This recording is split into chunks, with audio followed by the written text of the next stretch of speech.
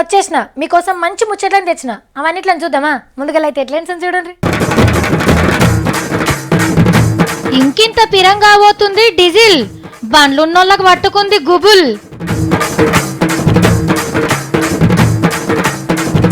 ఇక డిశ్చార్జ్ చేస్తారట అమ్మను, భక్తులు ముందే చేసుకుంటారు దీవెల పండగను. రోడ్ల బాగు కోసం ఫోన్ నంబర్ ఇచ్చిన బీహార్ మంత్రి, జనం మోగించమన్నారు పెండ్లికి బాజా భజంత్రి. ఎంకన్నకు బయటి దేశం చిల్లర చిక్కలు, ఎంత పైకముందో తేలలేదు లెక్కలు. సాయి సామి నడిమిట్ల సత్తి, నువ్వు మా లెక్క మనిషివి కావని, నువ్వు నిజంగా దేవుడివని ఈ బాబాలకు తెలిసేటట్టు చెయ్యవయా బాబా. హీరో పోలీస్ వేషమయ్యని ఏ సినిమాలనన్నా పోలీసులను మంచిగా చూపిస్తారా? ఆఖరికి ఫైటింగ్ అంతా అయిపోయినాక యువర్ అండర్ అరెస్ట్ అని అనగానే పెద్దగుండేవాడు చేతుల మీదకి లేవడతాడు. లేదంటే రౌడీగా అంతా పైకం తీసుకొని వాళ్ళ ఇంట్లోనే ఇద్దరు కలిసి మందు తాగుతున్నట్టు చూపిస్తారు. బయట ఒక్కళ్ళిద్దరు ఎవరన్నా ఉండొచ్చు కానీ ఏది మన నయంగాంతో సోపత్ చేసినట్టు. కానీ 190 మంది అస్సలు పోలీసు వాళ్ళ లెక్కనే ఉంటారు. మన కోసం ప్రాణం ఇచ్చిన పోలీసు వాళ్ళను మనం ఇలా యాద్ చేసుకోవాలి. ఒక తాన బండి టక్కరై మనిషి నెత్తురు మడుగులో కొట్టుకుంటుండు. మనమందరం సినిమా చూసినట్టే చూస్తాం. ఆ నెత్తుర్లకు పోయి మనిషిని దౌకానకు తీసుకుపోయేది పోలీస్ అన్న. అర్ధమరాత్రి మన ఇంట్లో దొంగలు పడ్డరు, ఒక్క ఫోన్ కొడితే అదే రాత్రి ఉరికొచ్చేది ఒక్క పోలీస్ అన్ననే. గల్లీల తిండెక్కువై కొట్టుకుంటుండ్రని తెలిస్తే చాలు వచ్చి ఇడిపించేది పోలీస్ అన్ననే. మనమందరం పండగ నాడు తిని తాగి ఎంజాయ్ చేస్తుంటాం. మన ఆనందమే వాళ్ళ పండగ అనుకొని మనకు కావాలుండేది ఆ పోలీస్ అన్ననే. పెళ్లి రోజు నాడు కూడా గదే రాత్రికి ఇంటికి పోయేది ఒక్క పోలీస్ అన్ననే. ఇంతమంది మీ ఇన్ని తీర్ల జాబులు చేస్తున్నా 24 గంటలు ఆన్ డ్యూటీలు ఉండేది గీ అన్నలు మాత్రమే. మేమున్నాం, మీరు హాయిగా ఉంటుండ్రి అని పోలీసు వాళ్ళే గనక భరోసా ఇయ్యకుంటే మన పరిస్థితి ఏంది? ఒక్కపారు ఆలోచన చేయుండ్రి, పోలీసు వాళ్ళు లేకుంటే ఎట్లుంటుందో. అమ్మో అనిపిస్తున్నది కదా. ఎంతమంది పోలీసోళ్ళు మన కోసం త్యాగం చేసిండ్రు. వాళ్ళందరినీ యాద్ చేసుకునే దినం ఇవాళ. ఢిల్లీ నుంచి గల్లీ దాకా వాళ్ళ త్యాగాలను గుర్తు చేసుకుండ్రు. పోలీస్ అమరవీరులందరికీ తీన్మార్ వార్తల తరపున సెల్యూట్. చిన్నగున్నప్పుడు మా అమ్మమ్మ వాళ్ళ ఇంట్లో ఒక గల్లగురుగు ఉండేది. ఏకానా దోవానా 5 పైసలు 10 పైసలు జమ చేసేది. ఒకనాడు అందరం కలిసి తిరుపతి కోత అంటే ఆ గల్లగురిగిని వాళ్ళ కొట్టింది. చిల్లర పైకం మస్తుగా జమ అయింది. కానీ ఏం లాభం, అప్పటికే ఈ పైసల జమాన పోయి ఆటాన రూపాయి కాడికి వచ్చింది. ఇక చిల్లర తీసుకుపోయి మా సావుకారికి ఇస్తే నేను బ్యాంకులో జలిపించుకొస్తా అని తీసుకున్నాడు. అందులో మళ్ళీ ఆయన కమిషను. ఒక్కొక్క పారు అట్లనే అవుతుంటది. పైసలే కానీ చెల్లయి ఇట్లా మనకే అనుకుంటాం కానీ దేవుళ్ళకు కూడా ఇట్లనే అవుతుంది. 7 కొండల ఎంకన్న తాన చిల్లర కొండ తయారైంది. చిల్లర చిక్కలు గుట్ట లెక్కనే పెరిగిపోయినాయట. అందులో చెల్లని చిక్కలు కూడా ఉన్నాయట. ఆగో ఆపత మొక్కుల వాడికి చెల్లని చిల్లర ఎవలేసిండ్రు అని తిట్టుకోకుండ్రి. ఎంకన్నా దునియా అంతా ఫేమస్ కాబట్టి బయటి దేశం భక్తులు కూడా మస్తు వస్తుంటారు. వచ్చిన లొట్టిగా పోరు కదా మరి. గాలి మోటార్ల కిరాయి మందమే ఉంచుకొని సామికి నిలువు దోపిడిచ్చుకుంటారు. డాలర్లు యూరోల నోట్లే కాకుండా చిల్లర పైసలు కూడా గల్లాల లేచిపోతుంటారు. అన్ని జమ చేసి తూకం వేస్తే 35,000 కిలోలకు మీదనే దూవినాయట. అవేమో మన తాన చెల్లయి, మరి మన పైకంలకు మార్చుకోవాలి. అందుకే ఈ చిల్లరను మార్చుకొని గాంధీ తాతున్న నోట్లను తెచ్చుకునేందుకు పర్మిషన్ ఇయ్యుండ్రని పెద్ద బ్యాంకులకు ఉత్తరం రాసిండ్రు గుడి ఆఫీసర్లు. పర్మిషన్ రాగానే మార్చుకునే కార్యం సురువైతది.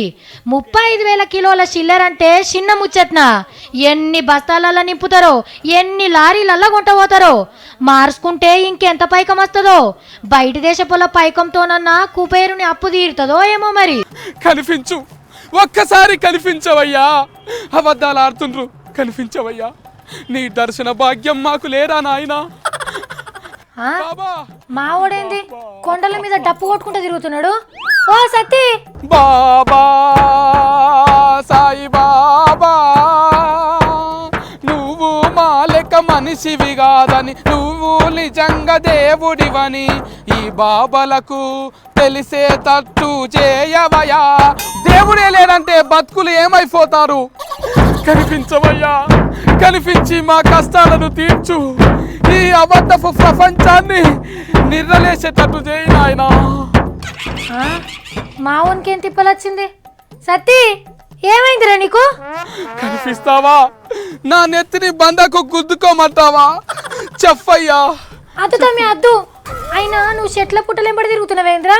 గుడికి పోవాలా కదా? దేవుడు దేవాలయాలు గుడి టెంపుల్లలోనే కారు, ఈ చెట్టులో, ఈ బండలో, ఈ గాలిలో, ఆకాశంలో, నీటిలో ఎక్కడైనా ఉంటాడు. నీలో నాలో కూడా ఉంటాడు. బాబా రావా, కనిపించవా? సత్తి, సాయిబాబా దేవుర్రా. ఆయన ఏమన్నా నీ దోస్త ఎంట పెట్టుకొని వచ్చేందుకు? పిచ్చి బిత్తిరి సాఫిట్ రక్క. ఆయన దేవుడని నీకెరక నాకెరక, కానీ తెలివిగల్లా తెలివనోళ్ళు కొంతమంది ఉన్నారు. వాళ్ళ కోసానికే నా తిప్పలంతా. ఏ ఎవరి నమ్మకాలు వాళ్ళయి, నువ్వెందుకు ఆగమవుతున్నావు నడిమిట్లా? నువ్వు లేక ఆగమాగం ఈ సామీల పరీక్షలు మేం రాయలేము. అబ్బా, నువ్వే నాకు పెద్ద పరీక్ష పెట్టినావు కదమ్మా. ఎందుకు ఇట్లా చేస్తున్నావు చెప్పు? సాయిబాబా, నువ్వే మా దేవుడివి, ఒక్కసారి రావయ్యా.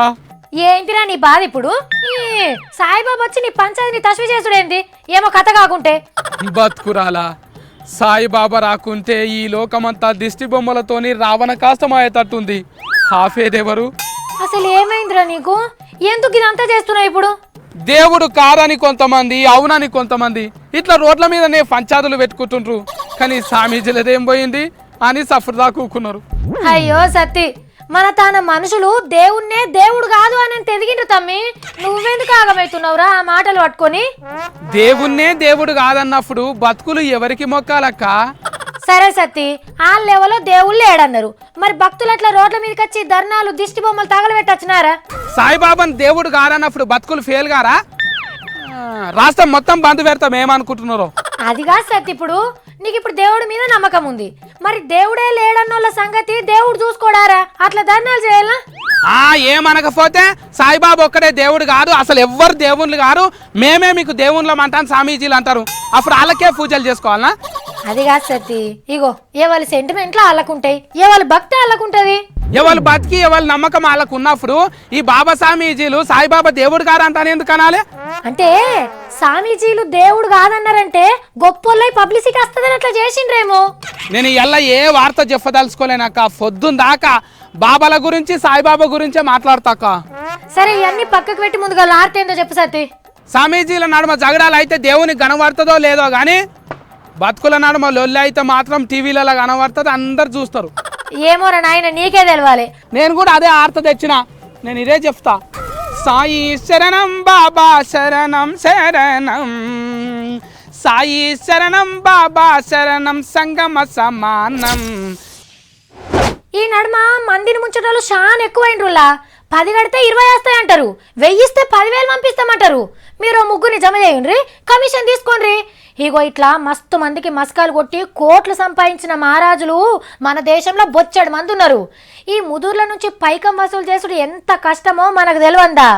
ఎట్లనన్నా సరే వీళ్ళతోని అక్కియాలి అని ఓ ఉపాయం అయితే చేసిండ్రు.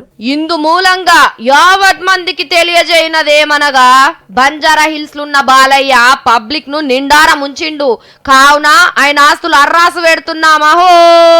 ఇగ్గో ఇట్లా డప్పు సాధింపేస్తారు. ఇక కాంచెల్లి మైకుల ముంగట మానవుని ఘనకార్యం చెప్పేటోళ్ళు చెప్తూనే ఉంటారు, ఇంటి ముంగటనే జర్రసేపు ధూమ్ధాం కార్యం నడుస్తుంటది అనుకో రాదుర్రి. దెబ్బకు గల్లీల మోకం గలీజాయి ఇజ్జత్ కన్నా ముంచిన పైకం కడతారని సెబీ అనే సర్కార్ సంఘపోళ్ళు ఈ ఉపాయం చేసిండ్రు. ఎన్ని మాటల నోటీసులు పంపినా ఆస్తులు అర్రాసు పెడతామని ఫోన్లు వచ్చిన గడ్డి పోస లెక్క తీసేసేటోళ్లకు డప్పు సాటింపనే మందు పెడుతుర్రు అన్నట్టు. ఉపాయం మంచిగానే ఉన్నది గాని బ్యాంకులో ముంచిన వాళ్ళ ఇంటి ముంగట ధర్నాలు నిరసనలు జోరుగానే నడిచినాయి. అయ్యో ఇజ్జత్ వాయి కదరా అని ఎవరన్నా పైకం కట్టిండ్రా? ఇదో టైం పాస్ లేక సినిమా చూసినట్టు చూసిండ్రు. ఆఫీసర్లు పడుతున్న గోస చూడలేక మందు మల్లయ్య తాతనైతే గాలి మోటార్ ఎక్కే తుర్రమన్నాడు. పబ్లిక్ కి సమస్యలు వస్తే చెప్పుకునేందుకు సర్కారు టోల్ ఫ్రీ నంబర్లను పెడుతుంది. మీ ఏరియాలో రోడ్లు మంచిగా లేవా?